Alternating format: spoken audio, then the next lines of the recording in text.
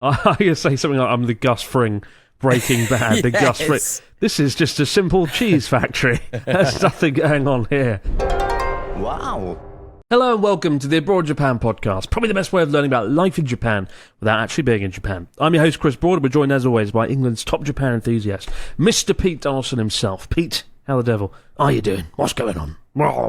I'm good, Chris. I'm feeling good. I'm a little bit concerned that at any moment we're going to have to stop recording of this podcast because you've got visitors, which is what happened the last time we recorded. We had to stop in the middle of the show twice because you had a visitor to the studio, which never happens. Usually you tell friends, family, hangers-on, producers, etc., that you are going to be recording a podcast so nobody turns up at the time or they can just sneak in. But you had formal visitors last time we recorded, and it was all very exciting. Yeah, there was some knock at the door midway through the podcast, and there was just some police, and they were plainclothes officers, and they waved a badge that read narcotics squad, and I was like, drugs. What's happened here? And then I looked down at the door, and we have a team of people that work in the studio, and there were some packages that had arrived earlier in the day.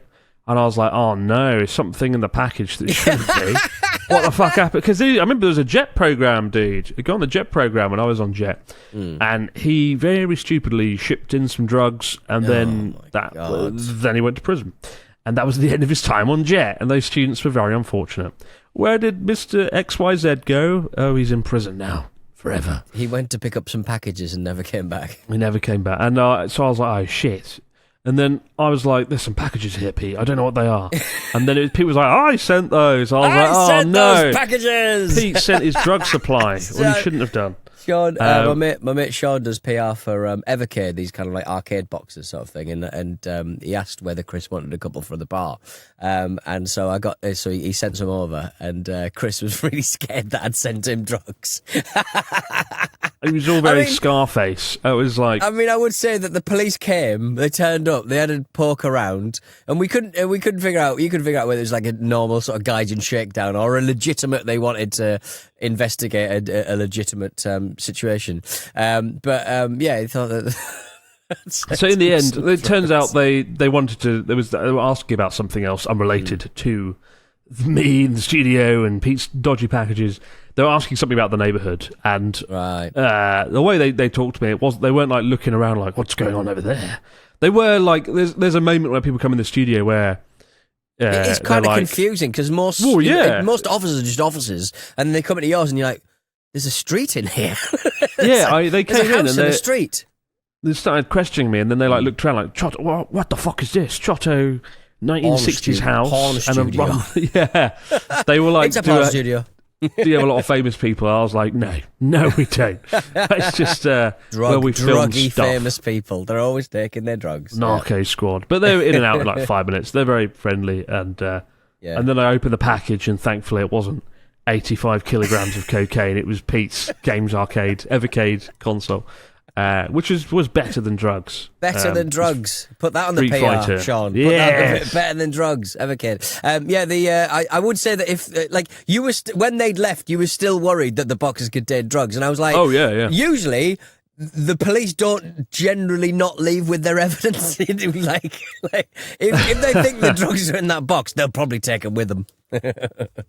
I was really worried. I was worried but not worried, because obviously I don't do drugs. There's no drugs here.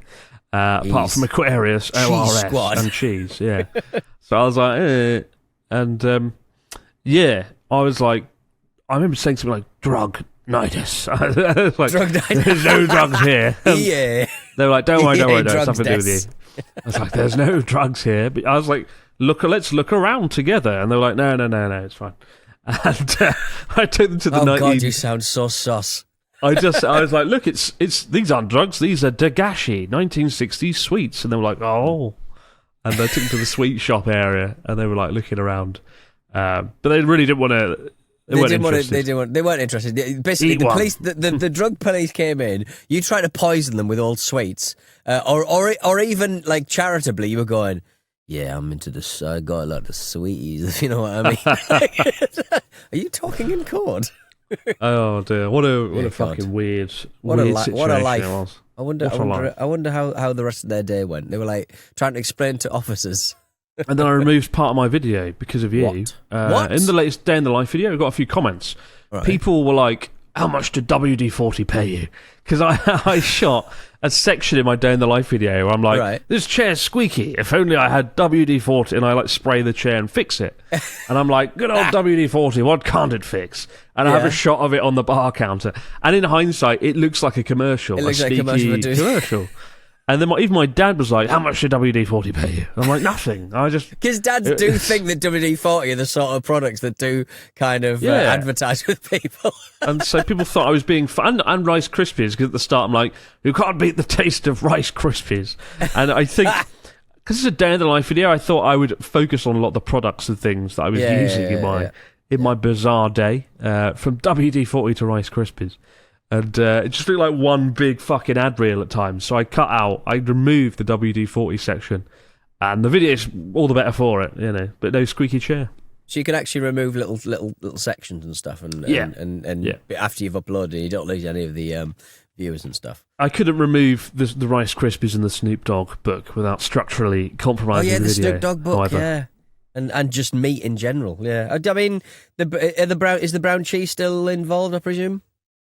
The brown cheese is there. The that brown has to cheese is stay there. forever. Right, okay. Right, interesting. That's everything. That's He's everything. in the to me. pocket of if he's not in the bucket. You know, I tell you what, Big cheese. Chris's drug operation runs very smoothly because his cogs and wheels are oiled with WD-40. I could say something like, I'm the Gus Fring Breaking Bad. The Gus Fring. This is just a simple cheese factory. There's nothing going on here. Unsavoury activity. Gus Fring is in a new rancid-themed punk rock sort of docu-film, I think, about some sort of East Bay 1990s punk rockers, a sort of scene that I'm very, very interested in. The thing about like punk rock being kind of shown on television and film, it just always looks so fucking lame. Everyone's too beautiful. The music's too kind of good and well, polished and stuff. And like punk is never really sort of done properly on television. I think it's a difficult thing to get across. Good old Giancarlo Esposito, what a legend. We got a story from Alex, who says, Dear Chris and Pete, I went to Japan for 2 weeks and visited Tokyo, Kanazawa, Hiroshima, Kyoto and Osaka. The whole holiday was brilliant, very happily. For me, also included a proposal to my now fiancée, Chloe. Congratulations, Alex. Well done, old chap. We covered a lot of ground throughout our trip and averaged about 50,000 steps on most days.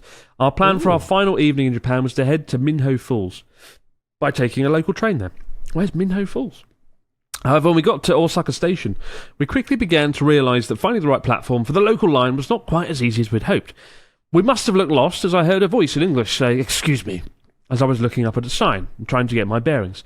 We were then greeted by a smartly dressed man in a waistcoat who asked where we were going. I was slightly wary at first, but due to the many positive stories I'd heard about acts of kindness in Japan, combined with the fact that I honestly had no idea where I was going, I decided to hope for the best and explained to him that we were trying to find the station to Minho Falls. North of Osaka. Ah, cool. The man introduced himself as Kazu and explained we were headed in the wrong direction. Kazu insisted we follow him and started determinedly leading us across the station. On the way, he explained that he'd been to England, spent time studying in Cambridge. He was an enthusiastic cook and showed us photos of the fish and chips with mushy peas that he had made, which looked practically restaurant quality. He said he hoped to go back to the UK in the next few months and was very excited to have met a couple of Brits in his hometown. In the end, not only did Kazu take us all the way to the platform, 10 minutes out of his way, but he even helped us to purchase the correct ticket, actually running up to the station staff to inquire on our behalf about the price. Thanks to Kazu, we went on a lovely walk around Minho Falls in a setting which was a welcome break from the hustle and bustle of the city. It was the perfect end to a great holiday. What a legend. We profusely thanked Kazu for going out of his way to guide us, but he said he simply wanted to help so that we had the best time. I have resolved myself to try and be more Kazu, as the world is a better place with such kindness in it. Keep up the good work. All the best, guys, Alex, and congratulations again, Alex, on proposing and meeting the nicest man in Osaka. I mean, when I was in Osaka with Connor, we were cycling and we were lost. And I can't remember the name of the guy. but there was a cyclist who was like, "Oh, I'll show you the way," and he sent us all the way to Osaka Station. It must have been 25 minutes. He guided us through Osaka. So the kindness of strangers in Osaka, off the charts. King Kazoo as well, named after the great Kazuyoshi Miura, the footballer who has joined his millionth club. He's now at Atletico Suzuka. My favourite. He's 58 years old and he's still playing professional footballer, which is just legend, incredible stuff. I'm looking at Minnow Falls. It looks very beautiful from the photographs. It's kind of just north of Osaka, as discussed. I always look at the 1-star reviews of everywhere I go, though, because I'm a goddamn pessimist. Maria says nothing interesting here. Jimmy Lee says I like this waterfall. Gave it 1 star. I like a local guide. I can't read his name, but I've been to many tourist spots, but this is the first time I've given a place a 1-star rating. There is only paid parking. If you don't arrive by 8 a.m., you'll be mercilessly charged over 300 yen. Oh no, 300 yen. It's on a mountain road with a series of sharp curves. Right, okay, I mean, it's a mountain, so they can only do their best. And finally, for now, another person who has contributed 3 reviews to the Google Maps situation. Today I went to Minnow Falls with my family. It was fun. Something unpleasant happened. The old lady at the store selling soft serve ice cream was rude. And when I bought the ice cream with cash, she kept saying, "Convenience store, convenience store." It doesn't make sense. This is the first time I've heard of this. So yeah, it's that was a Japanese guy. So this one was just shouting convenience store in Japanese to a Japanese person. He was very confused. 1 star, Minnow Falls, because of the soft serve ice cream. It's an interesting looking place. I've never heard of it before. Actually, it's nice, doesn't it? There's a really nice looking village by it, but it is just sort of in Osaka, near an insectarium. Oh, my favourite. My favourite. I'm on the hunt for interesting places that I can go visit, and this looks like one that doesn't need to be on the list. But I'm glad it looks quite exciting. Go to the insectarium. Oh my goodness! I want to see the. To be fair, there's a lot of people complaining about how it's a very small insectarium. I mean, how big does an insectarium need to be? One would suggest they're insects, for crying out loud. When I like to hear complaining and whining, though, I go to Twitter, also known as X, and that is the subject of this week's news story. What's going on, Pete? Fill us in about X. Not going away, Twitter, is it? As a name. There was a big online survey in Japan. User base is very much gone. Yeah. There was a. You can't look at it on the train because there's just boobs everywhere, and you can say, "Oh, that's Petey's algorithm." Yes, it is, but I didn't ask for that, did I? It's because of my interest. There was a big online survey in Japan earlier this year asking over 1,000 people aged 20 to 69, which social media platform irritates the most.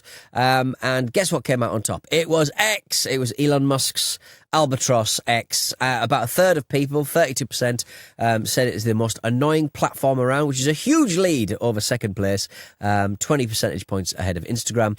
When they looked at the details, it's mostly people in the 20s and the 30s who find it difficult to navigate because, it's basically the number one complaint being that unreliable information, fake news. They hate seeing false rumours or gossip spreading around the internet via X. X is grinding people's gears. Instagram gets a little bit of hatred as well, but not nearly as much. And it's just dodgy information. It's just nonsense. My problem with Twitter is it used to be a great way to meet people and connect, and it's stripped away the barriers between you and people you couldn't normally talk to, celebrities, actors, whatever, officials. And that was what made it so cool. And I met a lot of other YouTubers, including Charla. I think I had my first communique with Charla on Twitter back 10 years, 11. And could you help me out with some of that sweet brown cheese, please? Oh, cheese. And now it's like, it's just shit, man. If I post anything to it, Twitter doesn't seem to show it or share it unless it's something really politically charged or negative or weird. Okay. And it's like, oh, what's going on? And also, from a pure business perspective, if you want to use Twitter to promote stuff, it has the lowest rate of people I find who actually go and click through and do stuff. So I really don't like it, and I deleted it off my phone. What's the highest? Like Instagram and stuff? Instagram's probably YouTube is probably the best. is the best, and then Instagram, and then Twitter and Facebook are both pretty appalling. Well, Facebook for the longest time because we had a couple of podcasts that had massive Facebook user bases. It was a show called The Motherload. It was kind of like a sort of Mumsnet kind of podcast. What a name. I know, The Motherload. And they were really successful on Facebook, but Facebook would not let you leave or listen to podcasts on the device, basically, in Facebook. So it was just, we started it. We soon realised that it was just a bit of a non-starter. I think the rules have changed slightly now, but yeah, Facebook just hated anyone leaving their website, which I kind of understand, but it also means that links just aren't really important there, and your product suffers, I think. It's just like it's put me off social media in general, all of it, to be honest. Yeah. I'd say I could get by without using any of them. But if my only advice to anyone who's unhappy, if you dig into why so many people are unhappy, it's because they spend too much time on social media, and I can't stand it. But X is absolutely up there. It's a toxic wasteland of crap. Not even on a political level, and it's pretty bad politically, but like just on a broad level, it's shit. It's just absolute shit. And most of the interactions I have on there with bots, I get like, you post anything and you get bombarded with lots of comments that are very weird. And if you click on their profiles and look into it, 9 times out of 10 they're a bot. There's so many bots on Twitter, and they don't care because it makes it look like there's traffic when there isn't. So it's like you feel like you're in a room with people, but actually you're in a room with ghosts, and that's the best way to describe the sensation of using Twitter, I think. The only people who seem to be there are the ones who, like, you'll post a picture of a blue sky and not using a terrible example because that's literally the name of a rival, on not a very successful rival. But all right, a field with flowers in, and someone will reply, at Grok, do flowers exist? Is this a real picture? You're a fucking idiot. You are wasting. But they're not an idiot because they're just a bot. They are probably just a bot. Just asking Grok. Yeah. So it's all bots, man. Yeah, they would. I remember talking to somebody who is a kind of sort of business owner. He's a well-known person out in Japan, and he was sort of saying that, like, when that kind of so-called mass exodus was happening away from Twitter towards Blue Sky and the different ones that are going to apparently take over Twitter after Elon just fucking piled his rep into the ground. He basically said, I mean, the Japanese don't really care about the political rep of Elon Musk. No, they're always going to be on X, so there's no point in me moving over to Blue Sky and spending all my time there because the viewership just isn't there.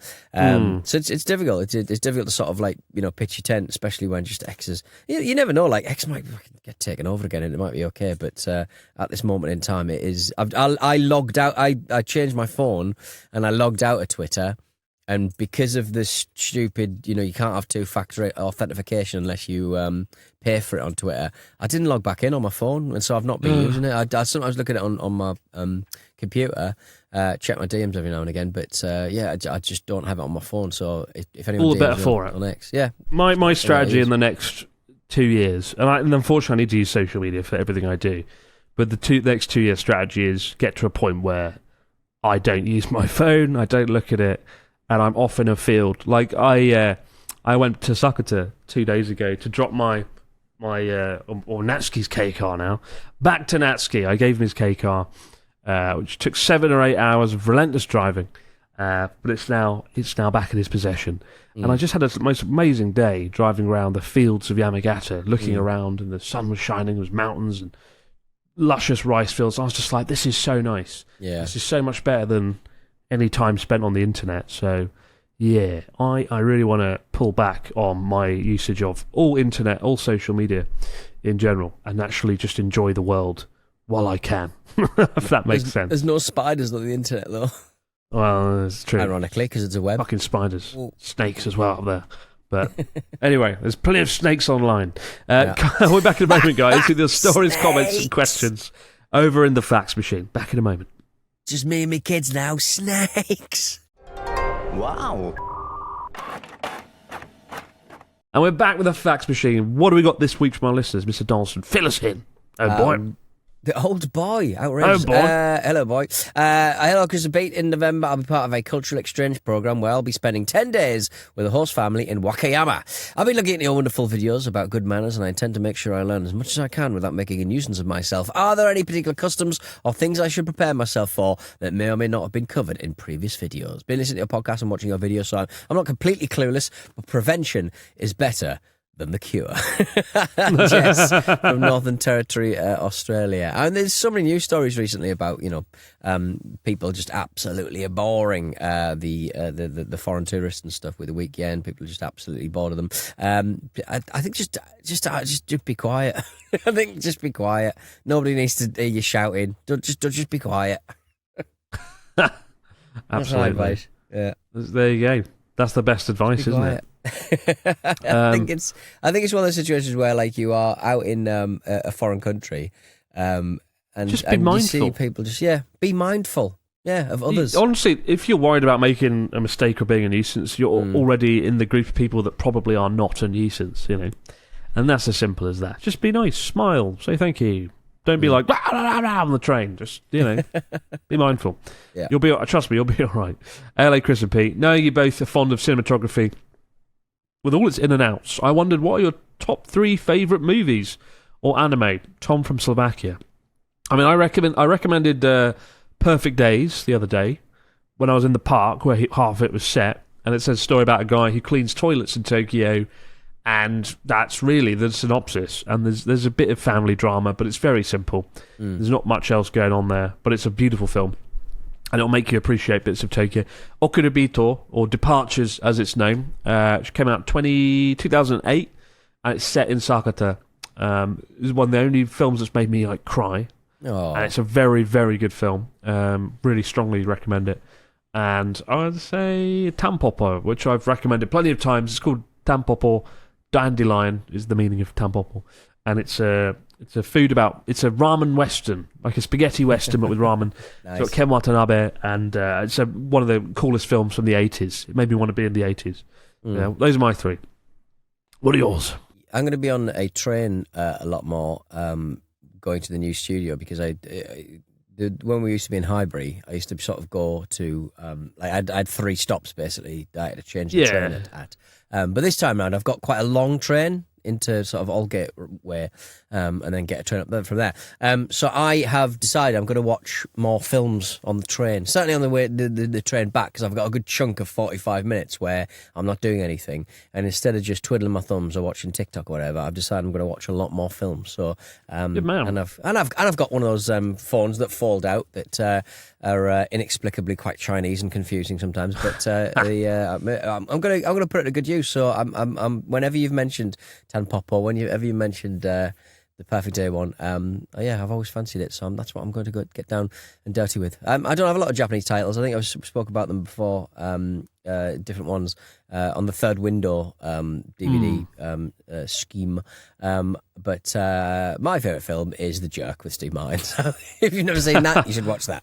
That's a good film. That's a classic. I remember watching that as a kid. Comedy's hard to sort of I don't think there are that many comedy films compared to the grand scheme of films. There's comedy films aren't as successful. They're never quite as popular because comedy is so subjective. Now, the new Naked Gun film I really want to see, because there's a critic in Britain who is really respected, Mark Kermode. He's one of he's top of the tree. He's like the Roger Ebert of the UK, if you remember that guy. And he is very knowledgeable about film. He knows everything about it, and he's I think he's written a couple himself. He's very clever, and I trust his judgment on film almost exclusively. But comedy, for me, he has a real blind spot for, because comedy's so subjective. And I always loved the Naked Gun films and Police Squad sort of growing up. It was one of the things that my dad and me sort of bonded on. Comedy was very, Monty Python and Alan Partridge and all that good stuff. And we sort of bonded over comedy, really. And I really want to go and see the Naked Gun film, possibly with him, because it looks really good. I think I've heard Liam good Neeson's things. such a good sort of dry, deadpan guy. When I first saw the trailer, I was like, there's no way this is going to work. It just felt a bit weird, but I've heard very good things about it. I don't know if I'll check it out or not. Maybe I will at some point. I will say my two of my favourite comedies involve Steve Martin of The Jerk fame. It was The Jerk that launched his career. Planes, Trains and Automobiles. Yes. Which is an absolute classic, which I parodied in the video where Natsuki and I drove across West Coast Japan in a K car was basically inspired by a scene in Planes, Trains and Automobiles where John Candy's playing The Mess Around by Ray Charles. He's playing it off a piano in front of him. And I did that with Natsuki. That was quite fun. And also Dirty Rotten Scoundrels with Steve Martin and Michael Caine. I watch it every time I'm on a plane, because I'm a bit of a nervous flyer. I watch a comedy, and I watch things like that on repeat. I watch Dirty Rotten Scoundrels without fail. And there's a thing about comedy films where you can watch them over and over again, and you'll laugh still. And it's amazing. One of my favourite, more recent films, Death of Stalin. That's a classic. Right. Have you watched Death of Stalin? It was Armand Janucci, wasn't it? Yeah, I really liked it. I thought it was a really creative kind of the fella who is it Paddy? It's not Paddy Considine, is it? Who's the fellow who's in the White Lotus the last season? He's got. I've still not seen White Lotus. So it's well worth a watch, the third season thing. But he's in it. He plays one of the generals and stuff. Yeah, I think. It's one of those things. It's actually quite. It's actually really accurate about we sort of think these kind of really important things that happen in history work where are just full of really professional people who know exactly what to do in any given situation. But frequently, when a big character like that dies, it's just absolute fucking action stations. Keystone Cop running around headless chickens, no idea what the hell is going on. It's it really is something else. We've gone off on a big tangent, but we love films, though. You can tell we love films. Go and watch all of the films we've just mentioned. All of the films. All of the films. We'll be back later in the week, though, guys. Keep your stories, questions, comments coming in to abroadjapanpodcast@gmail.com. Have yourself an amazing few days, and we'll see you right back here to do it all over again on the Abroad Japan podcast. Bye for now. Have a good one. Ta-ta.